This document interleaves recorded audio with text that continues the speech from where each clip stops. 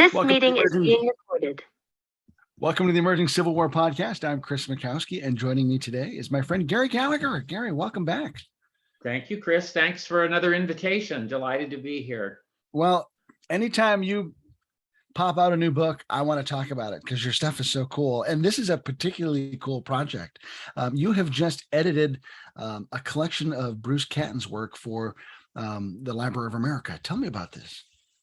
Yes, I got an invitation a couple of years ago from the Library of America, an outfit I've admired for years and have gotten many books from them. They've published many classics in American literature, as I'm sure most of your listeners know. They asked me whether I thought the Army of the Potomac trilogy by Bruce Catton deserved to be reprinted for a new audience. And I said yes immediately, that I thought it did, that I think Catton remains the greatest narrative writer who's ever dealt with the American Civil War.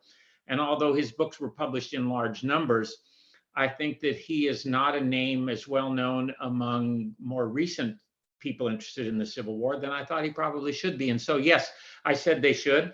They asked me if I would edit it, by which they meant provide an introduction about Catton and a kind of detailed chronology about his career with a few notes regarding the text. And I said I would, and had a great deal of fun going back and revisiting Catton. The book will be out at the end of this month. Now, you've talked before about the power of narrative history. What is it that was Catton's great gift when it came to writing narrative? I think Catton talked about what he thought made a good writer in a lecture in the 1950s. And he said he thought clarity was the most important thing. And if you could achieve clarity, then it freed you to do embellishing if you wanted to. And I think that's what he's really good at. I think that it's always very clear what he's telling you. And he writes in a very accessible way. Anyone can understand it. There's absolutely no jargon in it. But he goes far beyond just writing clearly. Writing clearly is a virtue. He has that virtue, but he has much more than that. He has a way of writing clearly, but in such an evocative manner that he really pulls you in to the 19th century world in a way that I think very few other authors have matched. I think that he's just a great storyteller. He knows how to spin a good yarn. He does. And he's also good at biographical portraiture. He does wonderful mini biographies of people. He's very perceptive in understanding historical figures. I think he gets George B. McClellan as well as anybody who's ever written about him. He has one passage where he deals with McClellan's tendency to tell his wife Ellen again and again how wildly the soldiers cheered for him, how everybody told him he was the only person who could save the Union, how he was clear. And he goes on in this vein, and Catton concludes that clearly there's a tremendous sense of inadequacy somewhere operating with McClellan, or he wouldn't have to do this. He could just get on with things. But and he says it much better than I do, but it's very perceptive, and I think it absolutely gets at the core of George B. McClellan's. He knows something is missing, and so he has to tell us how wonderful he is all the time. McClellan, that is. I've always felt a great kinship to Catton because, my own professional career is very similar to his. Former journalist who got into writing about history and sort of using his writing powers as a journalist to interpret history in a way that a lot of historians aren't comfortable with. That's true. He didn't begin writing history books until he was 50 years old. He was 50 when he embarked on the Army of the Potomac trilogy, which is a series that the work for it, really the main work for it, is from the very late 40s through 1953. Mr. Lincoln's Army came out in 51, Glory Road in 52, and Stillness at Appomattox in 53. Stillness at Appomattox won the Pulitzer Prize and a National Book Award. So he's beginning the work in the very late 40s. But as in the course of his life, he read a good deal about the Civil War as he was a practicing journalist in Cleveland, Ohio for a number of years, and then in Washington, D.C. He also worked in the government bureaucracy during World War II on the production end of things. And his very first book, titled The Warlords of Washington, dealt with his World War II experience. And it was that book sort of opened the way for him to decide at age 50 that he was going to be a writer rather than a bureaucrat going forward, even though that book didn't sell that well. But he had an understanding of how government works and the stress of government under wartime conditions. His World War II experience really helped him with that. And that understanding he brought to how he dealt with the Civil War as well. He's very good at dealing with the crossover influences between military affairs and civilian political affairs. And I think the World War II experience really helped him in that regard. And you talk in your introduction about how, he's writing for this World War II generation about an army from an earlier time.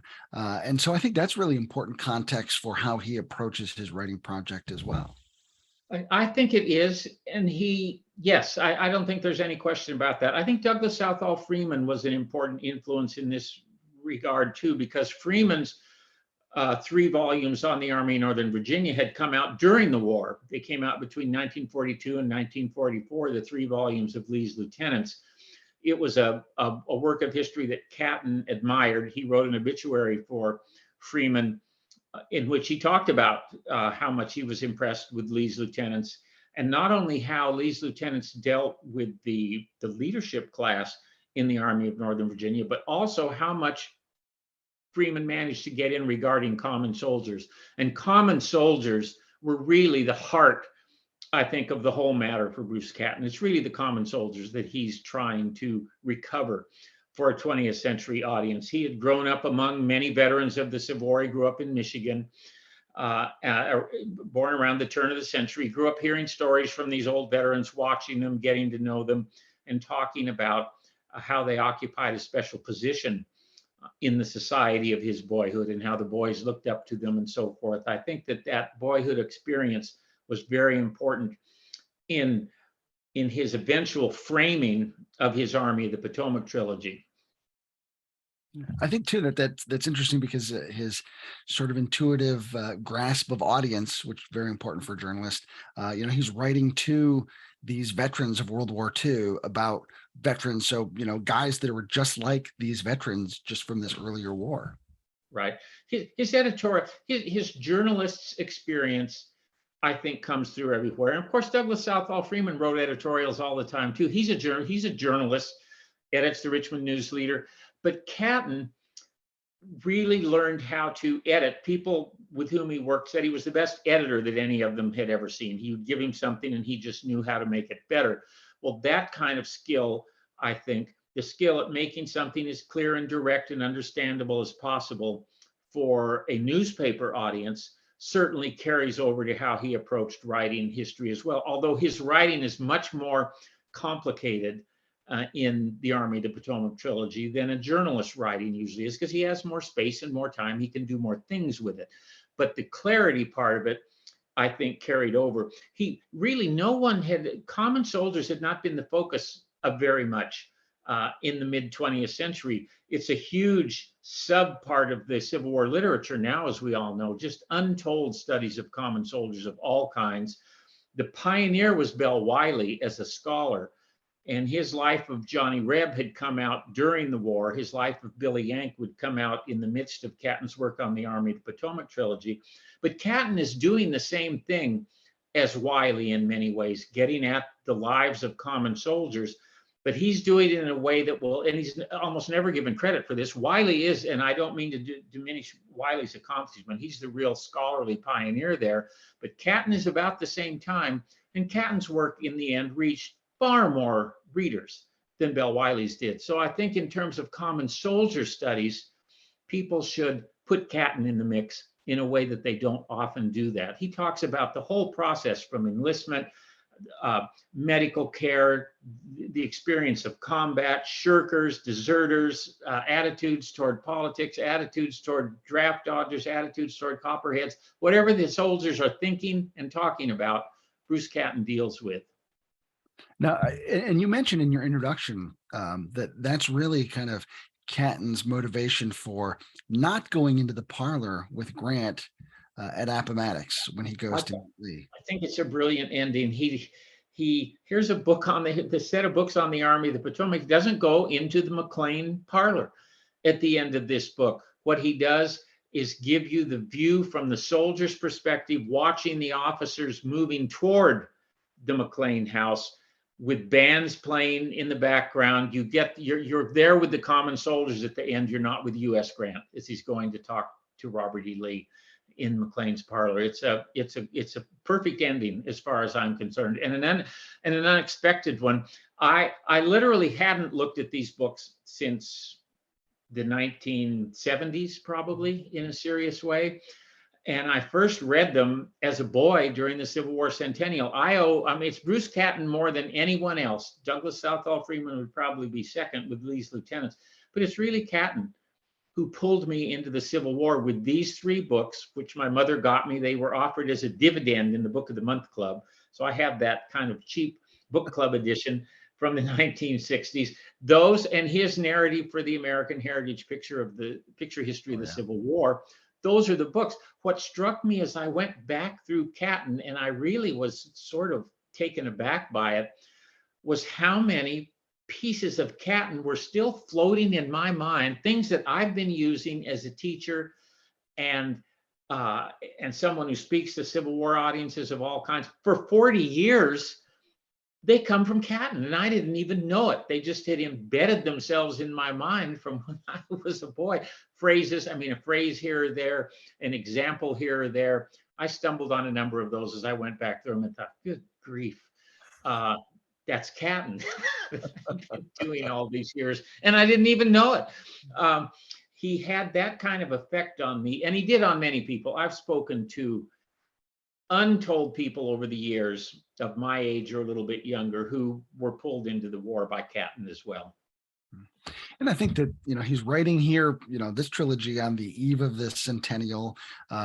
His Grant work comes after, and so like I think timing is really important for him as the nation turns its attention to the Civil War. And here we've got this guy who's written this masterful narrative of a key part of it. It's interesting. Stephen Sears, who worked for Catton when Sears was a young guy just getting going, he worked at American Heritage. The popular Civil War magazine was a wonderful magazine. I subscribed to it as a kid. It was hardcover and didn't have any ads in it, and came out 6 times a year, I think. Catton edited it. Sears worked on it. It was a magazine intended to bring the very best historical insights and writing to a popular audience. So very prominent historians wrote in it, and it's an attempt deliberately to reach a broad lay audience. But Stephen Sears made the point retrospectively. Sears is a great narrative writer himself, of course, and his books are beautifully done. His campaign studies, his work on McClellan. He said that he doesn't think Catton gets enough credit for the boom in Civil War interest that came later in the 20th century. He said, of course, all the things we usually think about, the centennial, and then later Ken Burns and all the other things that we can talk about. But Catton really sowed a lot of those seeds, and he sowed them first with the Army of the Potomac trilogy, which is still his favorite, my favorite among all the things that they wrote. Wrote lots of things later, but these are still my favorites among his books. So when you went back to reread it, you talked about rediscovering things that had maybe lain dormant for years. But what were some of the discoveries that you made by revisiting that book? One of the things I discovered is that it's not strictly chronological. I mean, it doesn't begin with the beginning. You get passages on the Second Bull Run before you learn about the Peninsula Campaign, and so that was a little jarring. But what really surprised me was how little kind of tactical descriptive prose there is in this book. Catton does not walk you through the battles just kind of in lockstep chronologically. That's not what he does. And I was really surprised by that. I was surprised by how much non-tactical narrative there is in these 3 volumes on the greatest and most important of the Union armies during the Civil War. I really was surprised by that. A lot of attention to the political dimension. This is the most political army in the United States, most political army in the Civil War by far. And he knows that, does full justice to that, does, as I've already said, full justice to the experience of common soldiers. So that surprised me, the absence of detailed tactical narratives. But at the same time, when he does decide to take you onto a battlefield, it's mesmerizing. His treatment of Gettysburg, he uses the Iron Brigade as a kind of he follows them a little bit more than any other single unit in the Army. They're a thread, and that makes sense. 24th Michigan is in the Iron Brigade, so he's got his home state there. But his dealing with the Iron Brigade on the first day of Gettysburg as they march to the battlefield, to me, is just, every time I read it, I just can't believe how good it is. And what he does in just a couple of paragraphs to tell you about the Iron Brigade, how they thought of themselves, at the same time capturing their sense of anticipation as they start to move westward. They can hear a battle swelling off to the west. I mean, it's just brilliant, absolutely brilliant. His treatment of the fight for the mule shoe at Spotsylvania is the same way. Just his treatment of the explosion at the crater at the end of July in 1864. When he decides, okay, now I'm going to do a set piece on a battle, there's no one better than Catton. There just isn't. And the images that he creates with his narrative skills, I think are really profoundly effective. At least they have been with me. Sometimes he tries a little bit too hard, I think, and gets a little bit carried away, but he doesn't do it very often. He carries it off in a way that very few people can carry it off. If he misses, he has a few strikes in all of this, but for the most part, he gets solid hits, and he hits way more home runs than most narrative writers do. Yeah, I would agree. He's got a batting average that is well above anything that I'd be able to hit. Yeah. And there have been other very good. I mean, Shelby Foote is a very good narrative writer. Freeman is a very good narrative writer, even if he starts too many sentences with adverbs. I mean, there have been a number of other people who've been, but I really do think Catton is the best. And this project, I'd always had that floating in the back of the mind. And I've said that over the years, Catton's the best, even though I hadn't read Catton in ages. Well, now having done this, I'm more convinced that Catton's the best, and that people would be better off reading Catton now than reading a lot of the stuff, at least reading him first, rather than reading a lot of the stuff that comes out now. And I hasten to assure your audience, I don't get royalties for this book. So I'm not pushing it because I'm going to make a lot of royalties for it. I'm not. I think the books are just that good. He's one of those writers to me that can make you fall in love with the subject matter, and that's always a good first place to start when you're exploring something. It is. And he makes you fall in love with it. I think I'll use a phrase I've already used, by pulling you into that world. He has the ability to pull you into that world, and these are all cliches, but to have you feel and experience the things you would see and hear, maybe even smell within a mid-19th century context. He has the ability to do that. He does it without, he really is interested in common soldiers, but he doesn't sugarcoat a lot. I mean, he thinks only about a third of the Union soldiers were really good soldiers. He thinks that a lot of them they found every way possible to avoid doing more than just the minimum, to just log their time and then get out. But he says that third who really pulled the oars saved the Union in a war that also killed slavery, and everybody should remember that and doff their hats to them, really. He doesn't, there are a lot of shirkers and malingerers in this book, but there's also this hard core that sustains the Army through. I mean, the Army of the Potomac's the bloodiest army on the United States side. We've talked about this before. Yeah. There are Eastern theater aficionados and there are Western theater aficionados. But what cannot be disputed is that the heaviest fighting took place in the Eastern theater. And the Army of the Potomac suffered more casualties than any other United States Army. The Second Corps suffered more casualties than some other armies. I mean, this is the army that really does the heaviest fighting, and at its core are these men that Catton tries to describe for us and make us understand why and how they proved resilient, and in the end helped carry this army through to success. And of course, that army is much different by the end of the war than it is at the beginning. And how do you think that Catton captures that transformation over the course of time? I think there are a couple of transformations that he captures, and that's one of them. He deals very well with, I mean, it's a volunteer army. The army in the beginning is a volunteer army. The Army of the Potomac that fought at Antietam is overwhelmingly a volunteer army, even though there are those guys who are raised in the units raised in the summer of 1862. But for the most part, they're true volunteers. That army is gone by the end of the Overland Campaign. I mean, it is a different army. It's an army that has a lot of, they're not literally draftees, but they're men who volunteered under the threat of the draft. And the veterans, as Catton makes clear, those guys are in a different category than somebody who really volunteered. And then, of course, the ones who are literally drafted are in another category as well. They're in the lowest category. And then the bounty guys would be in the next category. And then the true volunteers would be the true volunteers. He does a good job of talking about how the Army changes in that regard in many ways. And part of the change comes from the toll on men in the ranks and on the officer corps. There are a lot of officers who disappear in the course of this story. One of the consistencies, even while that change is going on, is of course the lingering influence of George Brinton McClellan, which McClellan, and I, over the years, I always used to say that Lincoln and Sherman and, that Grant and Sherman and Lee were the most important soldiers during the war, clearly.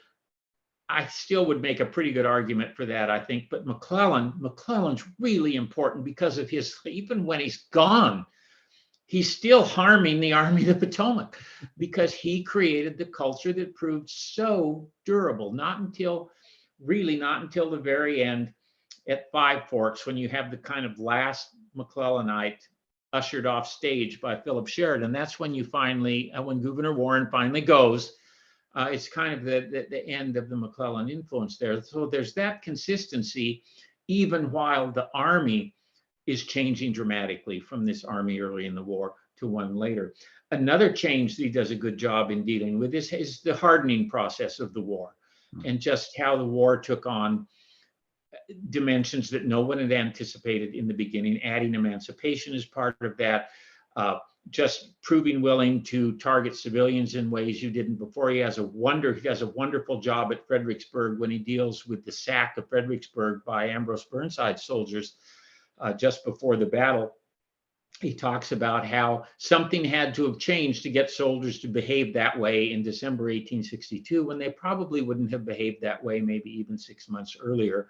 And of course, that continues and grows as you move into 63 and then into 64. So it's a good job on how the war becomes more all-encompassing, harsher, more brutal. That's another theme through the series, I think. And we tend to think of the series as a trilogy. This new edition binds them together literally into a single volume. But looking at them as three separate books, did you notice how his writing changed at all from one book to another? Or, how did he as a writer develop over the course of writing? Yeah, I have to admit that I didn't really, that's a great question, Chris. And I didn't detect, it seems to me that his writing, I don't see a real change in his writing. Now, he did all this pretty quickly. It's only a period of about 3 years that we're talking about here, a little more than 3 years.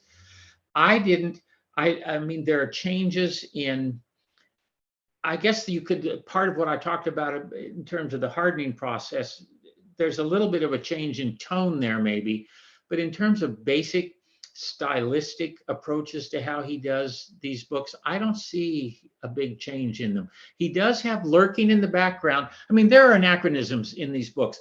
And for some modern readers can be so delicate. These books were written in the early 50s. So he talks about colored troops and Negro troops. Nobody said African American in 1951.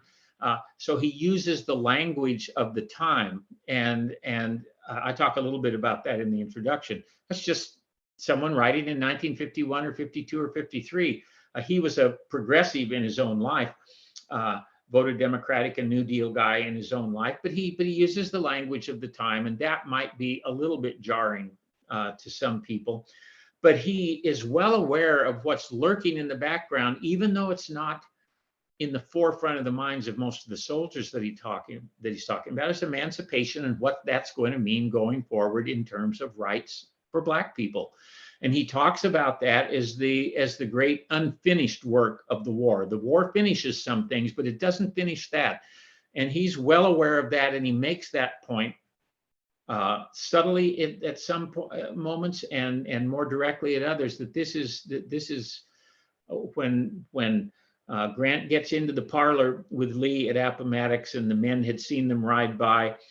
They will have settled some things, but they didn't settle everything. And what they didn't settle, we're still dealing with as of 1950, 51, 52. And of course, he won the Pulitzer Prize the year of Brown versus Board of Education. I mean, he's right at the beginning of the real push for civil rights in the 1950s too, when these books came out. Yeah, David Blight's American Oracle talks about Catton writing that context of the early years Right. of the Civil War, Civil Rights Movement, excuse me, and Right. sort of the questions he raises about that unfinished work, even as the Civil Rights Movement starting to go, and that's a real challenge for some of those readers at that time. Yes, it was. I think David wished he'd been even a little more. David and I are friends. We've talked about Catton a lot, Yeah. and we both admire Catton. I think in some ways David was a little harder on Catton in that regard than I would be, but he's right at the beginning of really seismic changes in terms of civil rights in the United States. He's not but don't get me wrong, he's not any kind. No one would say that these books leave you with a sense of Bruce Catton as a crusader for civil rights. What they leave you with is a sense that Bruce Catton is well aware of the fact that the war didn't settle everything, and that the most important thing it didn't settle was what is the fate of 4 million freed people going to be in the Republic as the Republic goes forward. That hasn't been decided. And he doesn't shrink from the racism that was prevalent in the ranks of common soldiers in the Army of the Potomac. He's just very, very matter of fact about that. So I think within the context of when he wrote, I think he does a good job on those things. Yeah. Is there anything about his work that you didn't think held up well in the year since it was published? Yeah, well, I think there are some, as I said, and I didn't write any of them down. I didn't keep a list of these. There's some passages where, as I said, I think he just tries too hard. Yeah, there are a lot of long sentences in the Army of the Potomac trilogy, and most of them work, but some of them don't. And some of them, and he tends to, there's some devices that he repeats as you go through. Probably uses them too many times. Again, I didn't write down a list of them, but I noticed a few of those as I went along. He's not perfect. Nobody's a perfect stylist, but those I would say are minor problems in a text that on the whole, I think still can speak to an audience. What are we now? We're 70 years beyond when he wrote them now. That's a very long time in terms of when books are written, especially books that deal with the Civil War and deal with things like emancipation and Black people and so forth. I mean, it is, I'm sure that if Catton were writing now, he would devote more attention maybe to the Black soldiers who were with the Army in 1864. He might devote more attention to things related to race and so forth.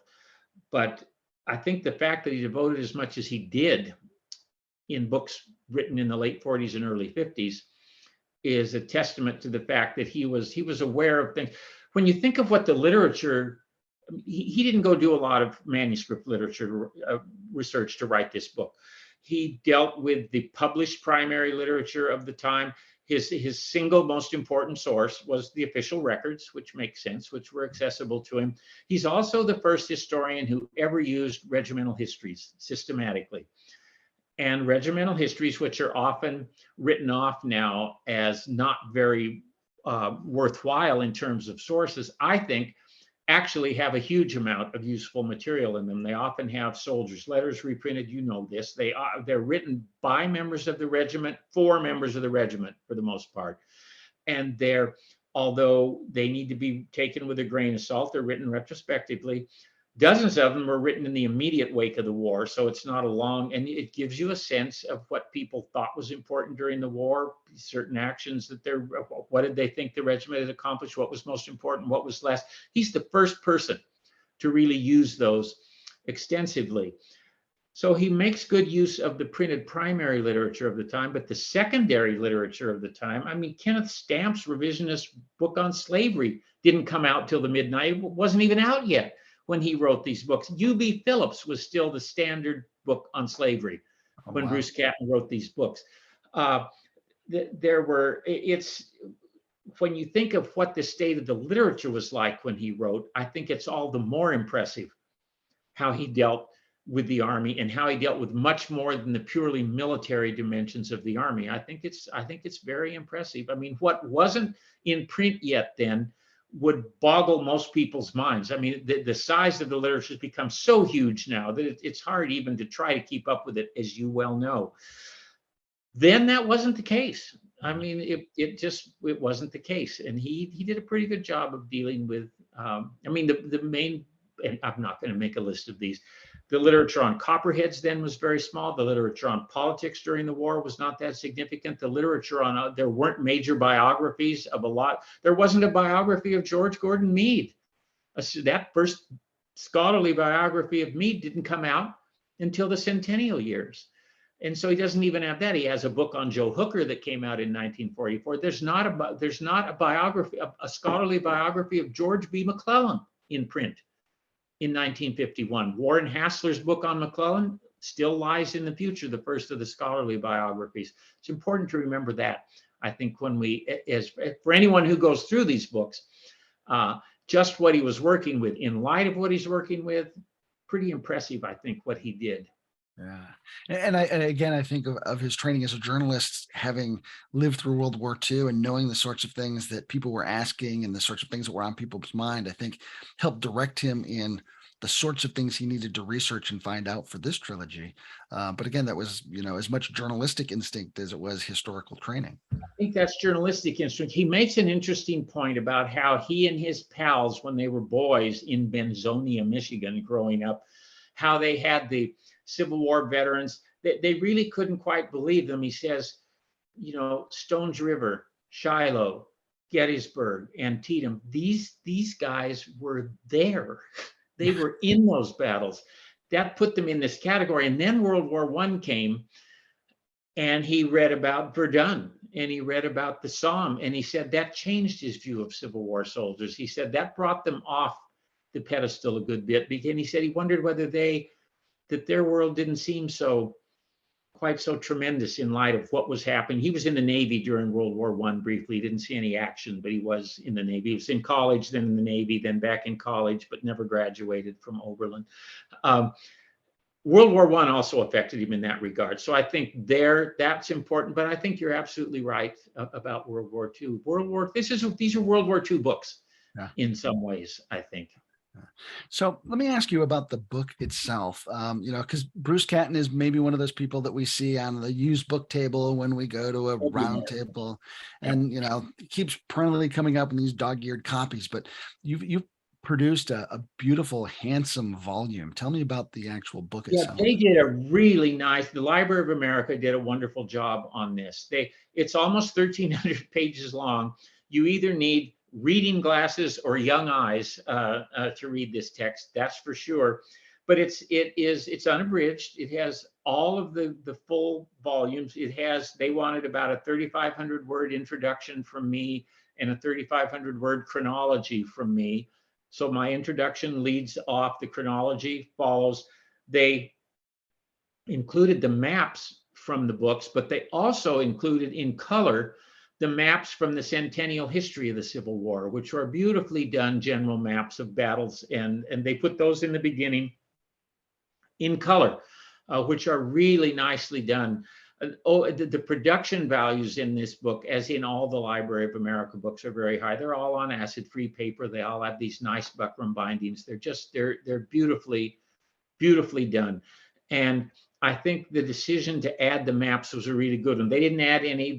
Catton included there are no photographs or woodcuts or anything like that in the originals. And the Library of America edition did not add any of those. The main thing they added from other Catton books were these full color maps that they took from the centennial history of the Civil War, just to add a cartographic dimension to these that wasn't present in the originals. And it's very useful. The originals didn't have enough maps. Yeah. They had very basic maps. So those maps are there. These other maps help. Yeah, very good. So if someone were to read some other Bruce Catton, of course, we want them to read this first, and we want them to read this edition first. Yes. I mean, but I think if I were, I mean, Catton, I really, the second thing I would read by Bruce Catton, or actually in some ways the first thing I would still read about Bruce Catton, it's still a book I give to other people to read as a first book, is The American Heritage Picture History of the Civil War, which was reprinted in the 125th anniversary orgy of publishing things, with a new introduction by Jim McPherson and new illustrations, still with Catton's text. They should do that. I think Catton also really got Grant. He was invited in the 50s to complete the biography of Grant that Lloyd Lewis began. Lloyd Lewis wrote a book called Captain Sam Grant, which was the first volume of a projected multi-volume biography of Grant that Little Brown published. And they had Catton come in. Catton wrote 2 more volumes, Grant Moves South and Grant Takes Command, which took Grant to the end of the Civil War. He didn't take Grant beyond there, but he finished Grant during the war. I think those are well worth reading. There's been, of course, a renaissance of work on Grant, as your listeners all know. It's much more favorable than was the case for a long time through most of the 20th century. Grant is that Grant, the modern Grant, the current Grant, is anticipated in Catton's handling of Grant. Grant admires Grant, understands Grant, and his 2 books, those 2 books that finished Lloyd Lewis's biography, are very good. He also wrote a small book on Grant. The first thing he wrote on Grant came out in 1954, called U.S. Grant in the American Military Tradition, which is also worth looking at. I suspect that maybe his best-selling books, and I'm not positive about this, other than the American Heritage Picture History of the Civil War, which sold hundreds of thousands of copies and got a special Pulitzer Prize citation, I think his Centennial History of the War probably reached the broadest audience. Another 3-volume series. He had the help there he had research assistants who helped him there, and did a tremendous amount of archival research for him with that. And so that, in terms of its evidentiary base, has a much deeper base than the Army of the Potomac trilogy does. He did a volume kind of on the background, the coming of the war, and then 1 volume that goes down through about the end of 1862 called Terrible Swift Sword. And then the 3rd volume is called Never Call Retreat, covers a much bigger swath of the war and goes to the end of the war. Those, I think, probably sold the most copies, and those are Catton at his most mature in terms of his writing as a stylist.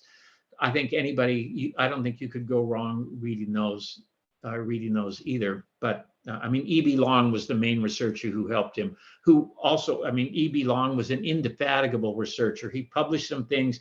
He wrote The Civil War Day by Day, which is a reference book I use all the time, Long's book. Long was Catton's researcher, and he looked at thousands and thousands of manuscripts all over the country, and then sent Catton distillations of them in key passages and so forth.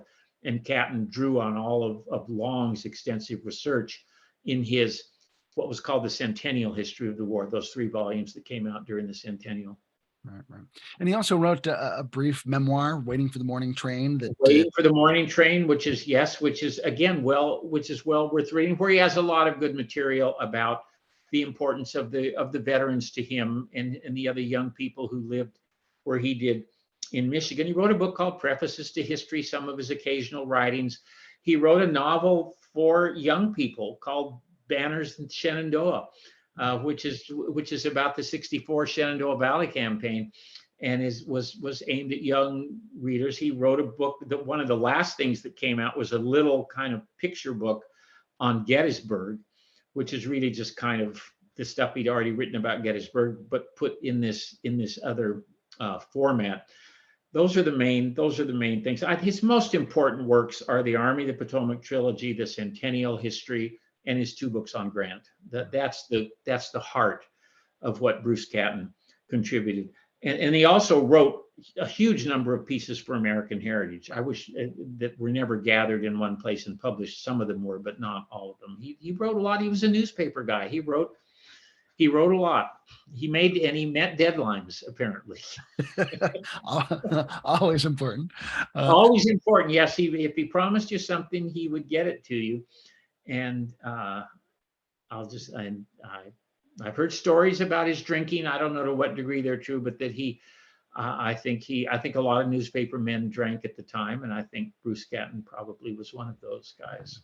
Definitely part of that culture. So you've spent all this time with Bruce Catton.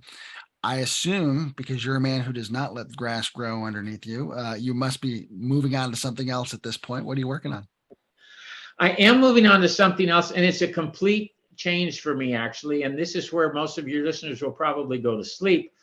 I am going to edit and publish 2 accounts that my mother wrote during World War II. She was in the only Navy USO show in the Pacific in World War II. And she lived in Los Angeles and was chosen to be in a show that was headlined by a then star in Hollywood named Eddie Bracken, who was in a number of successful comedies in the mid-40s. They went in July and August of 1945. They went to Hawaii, Guam, Tinian, Saipan, Peleliu. They were on all of they were on Tinian when the Enola Gay took off, although they didn't know it until later. They performed on cruisers. She had dinner with Admiral Byrd sitting right next to her on the aircraft carrier Ticonderoga. He gave her the stars off of his uniform, which I still have. She ran into Tyrone Power, who was in the Marines on one of these islands. They did all the things that you see in things like the Pacific now. They went into the hospitals with the wounded Marines and sailors and soldiers. They went to the chow lines. They performed before more than 500,000 men in the course of 6 weeks in the Pacific. They went through Japanese caves when there were still Japanese bodies rotting in them. And they had Navy photographers who followed them around and took pictures of everything. There are these incredible pictures of all this stuff that my mother was doing in the Pacific. She kept a diary while she was in the Pacific, which she was going to throw away. I literally caught her just before she threw it away. This is about 15 years ago. I said, what are you doing? And she said, nobody's interested in this. And I said, I'm interested in it. Give it to me. So I have that diary. She used her diary in the 1950s to write a narrative of her time in the Pacific, and then just let it sit. I remember she wrote it in spiral notebooks. And then in the 1990s, she decided to type it up and publish it. And I had it. She typed it up. Mike Parrish was then still working at the Jenkins Company in Austin, Texas. I got Mike to bind 30 copies of this memoir. And so it was not really published, but 30 copies were made, mostly for the family. I gave a copy to the Huntington, one to Carlisle and so forth. And then, so I'm going to take that and the diary, publish them both, write an introduction, annotate them, and that is my current project. My mother's World War II. And I think this, if it isn't unique, I think it's probably unique, but if it isn't unique, it's really unusual to have a 22-year-old singer and accordionist's experiences in the Pacific at the end of World War II, before it was over, but right near the very end. So I mean this in all sincerity, you never cease to amaze me, but that project sounds especially amazing. The way you get to engage in your own family history and get to relearn about your mom. That's incredible. It's really something. It is. And I mean, I remember she had a little wooden box when my brother and I were little boys, and in it she had stuff that the men in the Pacific had given her when she was over there, including a charm bracelet that had all these little military related charms that fly. I mean, she went up in a dauntless dive bomber. I can imagine that the pilot said, "Yeah, I'll take you up. Sure, do you want to go up into my plane with me?" So up went Shirley Rose. I mean, and the meeting Admiral Byrd, and then he later looked her up again when he got back to Los Angeles, and she wrote in her diary, "I think the admiral's married." Well, yes, the admiral was married, but she got, and I still have the stars off his uniform. She had what was called a short snorter, which anybody who went to the Pacific, they would begin with one piece of currency, and then every place you go, you add other pieces of currency to it, and you get people to sign them. So she has bills from all over the Pacific. She has Japanese signatures on them. She had Japanese prisoners of war sign some of them. She had, I mean, her short snorter is probably 12 feet long, all the bills that you had put together there. And anyway, I'll stop. Yeah, It was quite an adventure for her. And I think it would be of interest to a number of people just to, and with the pictures, the photographs are really kind of amazing from this Navy USO show. Well, good luck with that. I can't wait to see the final product. That's a ways down the road, but maybe a couple of years probably. Well, good luck. Well, congratulations on your latest volume, and I look forward to seeing it. And best of luck. Thanks so much for having me back, Chris. I think, and I really do hope this Library of America edition can corral another generation of readers for Bruce Catton. I think they'll be amply rewarded if they go back and discover Catton or rediscover him. Yeah, fantastic. Gary Gallagher, thanks so much for being with us. Thank you.